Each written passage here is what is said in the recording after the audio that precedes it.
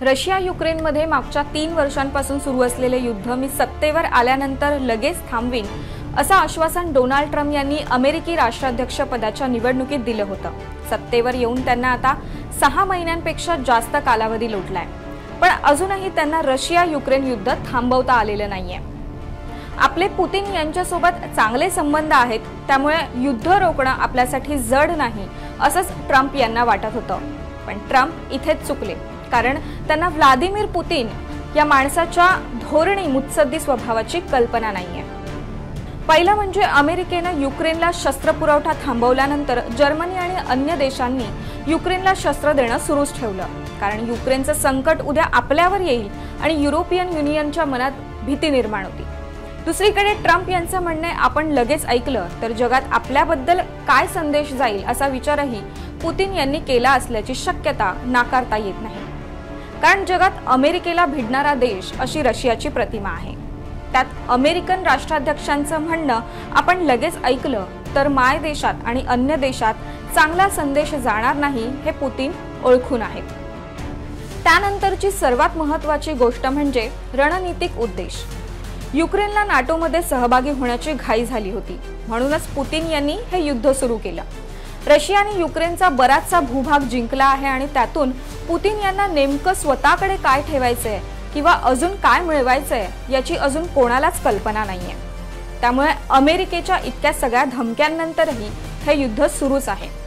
America आणि रशियामध्ये निर्माण झालेल्या तणावाने आता टोक गाठलंय। अमेरिकेचे राष्ट्राध्यक्ष डोनाल्ड ट्रम्प यांच्या आदेशावरून 2 अण्वस्त्र पाणबुड्या रशियाजवळच्या समुद्रात तैनात करण्यात आल्या आहेत। भारत रशियाकडून तेल खरेदी करतोय ही गोष्ट ट्रम्प यांच्या नजरेत खुपते, म्हणूनच त्यांनी भारत आणि रशियावर निशाणा साधलाय।